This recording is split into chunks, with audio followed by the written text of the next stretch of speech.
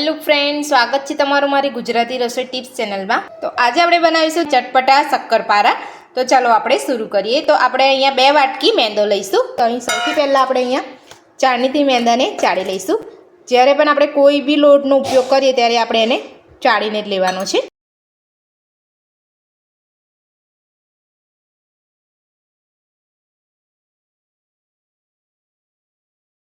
તો આપણે અહીંયા 2 વાટકી મેંદાનો લોટ લીધો છે।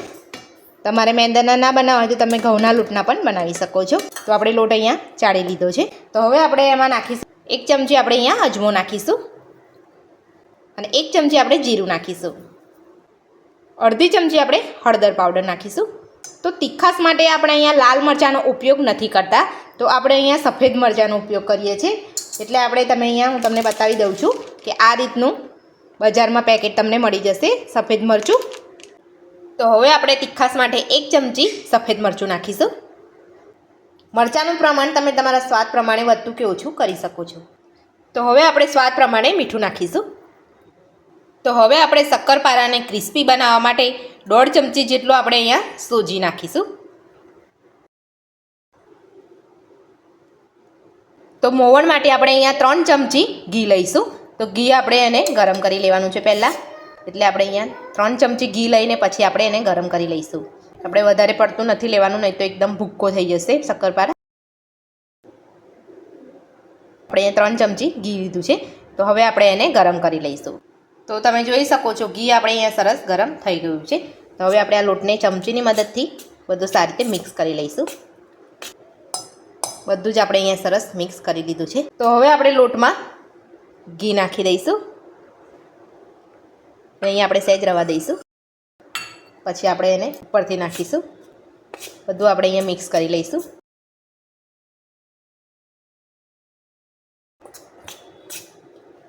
અહીંયા મેં પહેલાં શરૂઆતમાં ચમચીની મદદથી એટલા માટે બધું મિક્સ કરવું છે કે ઘી આપણું સહેજ ગરમ હોય તો આપણે દાજી ના જવાય। હવે આપણે એને હાથથી કરી લઈશું।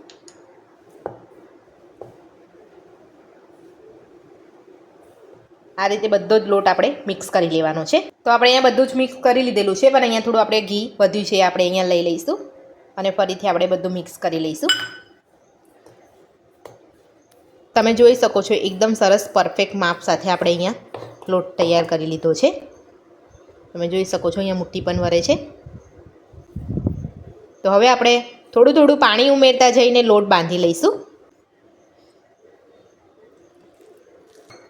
આપણે અહીંયા સામટું પાણી નથી ઉમેરી દેવાનું, થોડું થોડું પાણી ઉમેરતા જઈને લોટ બાંધવાનો છે। સામટું પાણી ઉમેરી દઈશું તો લોટ ઢીલો થઈ જશે અને આપણા શક્કરપારા સારા થાય નહીં। આ રીતે તમે કરશો ને તો શક્કરપારા સરસ થશે। તો તમે દિવાળીમાં મારી આ રીતથી એકવાર આ નાસ્તાને ઘરે જરૂરથી બનાવજો। તો તમે જોઈ શકો છો આપણો લોટ અહીંયા સરસ બંધાઈ ગયો છે અને આપણે આ રીતનો ઢીલો બાંધવાનો છે, બહુ કડક પણ નથી બાંધવાનો। તો આટલો લોટ બાંધવામાં મને અડધો ગ્લાસ પાણીની જરૂર પડી છે। તો હવે આપણે એમાં એની લોટની ઉપર 2 ટીપા જેટલું અહીંયા ઘી લગાવી લઈશું। તમારી પાસે ઘી ના હોય તો તમે તેલ પણ લઈ શકો છો। ઘણા લોકો ડાલડા ઘીનો પણ ઉપયોગ કરતા હોય છે। તો હવે આપણે લોટને ઢાંકીને 15 મિનિટ રહેવા દઈશું। તો 15 મિનિટ થઈ ગઈ છે। તો હવે આપણે લોટને ચેક કરી લઈશું। ચેક કરતાં પહેલાં મેં અહીંયા કડાઈમાં તેલ ગરમ કરવા મૂકી દીધું છે। તો તેલને આપણે ગરમ થવા દઈશું અને લોટને આપણે ચેક કરી લઈશું।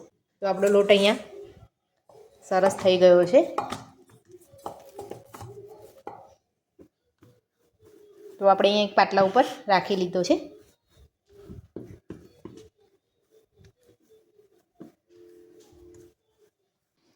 તો હવે આપણે ચપ્પુની મદદથી લોટને આ રીતે કટ કરી લઈશું।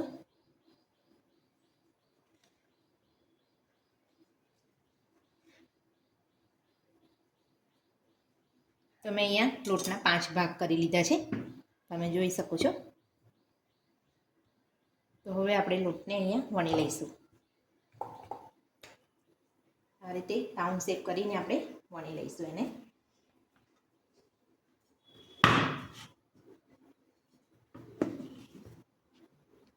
જે રીતે આપણે ગળ્યા શક્કરપારા બનાવ્યા એમાં આપણે અહીંયા વણીને આપણે જાડું રાખેલું, એટલે આપણે અહીંયા જાડું નથી વધારે રાખવાનું, આપણે અહીંયા થોડું પાતળું રાખીશું। એટલે એ રીતની આપણે અહીંયા મોટી રોટલી વણી લેવાની છે. હું તમને વણીને બતાવી દઉં છું. અહીંયા તો આપણે અહીંયા મોટી રોટલી વણી લીધી છે. તો હવે આપણે અહીંયા કાજુ કતરીના શેપમાં આપણે અહીંયા શક્કરપારાને કટ કરીશું. તમારે અહીંયા ચોરસમાં કરવા હોય તો તમે ચોરસમાં પણ કરી શકો છો.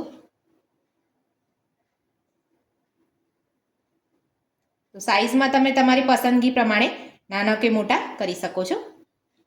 હું અહીંયા મીડિયમ સાઇઝ આપું છું.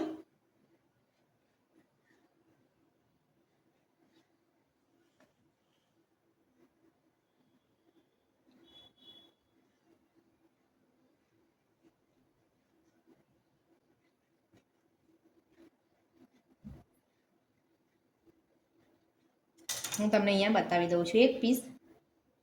તો તમે જોઈ શકો છો આપણે અહીંયા કાજુ કતરીના શેપમાં આપણે અહીંયા કટ કરી લીધું છે. બધા જ લુવાને આપણે આ રીતે વણીને કટ કરી લઈશું. તો બધું જ આપણે વણીને કટ કરીને ત્યારબાદ આપણે એને તળીશું. ત્યાં સુધી આપણે અહીંયા તેલ ધીમા તાપે ગરમ કરવા મૂક્યું છે. તો આપણે તેલને ગરમ થવા દઈશું.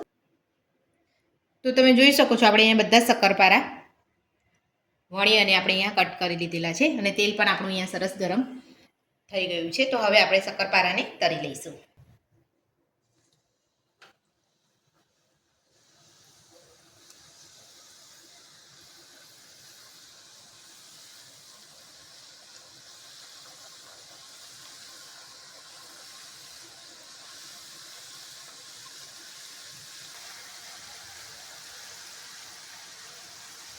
તો હવે આપણે ધીરે ધીરે શક્કરપારાને પલટાવતા જઈશું. તો તમે જોઈ શકો છો શક્કરપારા સરસ અહીંયા ફૂલવા પણ લાગ્યા છે. તો હવે આપણે અહીંયા ગેસ ધીરો જ રાખ્યો છે. ધીમા તાપ પર જ આપણે અહીંયા શક્કરપારાને તળીશું.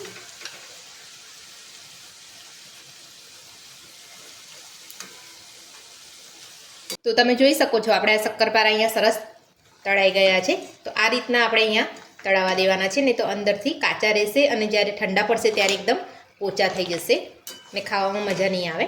તો આપણે આ રીતે આપણે અહીંયા તળી લેવાના છે. તો આપણે તળાઈ ગયા છે શક્કરપારા, આપણે તેલમાંથી કાઢી લઈશું. આ રીતે આપણે બધા શક્કરપારાને તળી લઈશું. જો અવાજ પણ સરસ આવે છે શક્કરપારાનો, એટલે એકદમ સરસ આપણા શક્કરપારા તળાઈ ગયા છે. તો આપણા મસાલેદાર શક્કરપારા બનીને તૈયાર છે. તમે જોઈ શકો છો એકદમ પોચા અને સરસ આપણા શક્કરપારા બનીને તૈયાર છે. તો આ શક્કરપારા ઘરમાં કોઈ પણ ખાઈ શકે છે. એકદમ સોફ્ટ ને એકદમ પોચા સરસ બન્યા છે.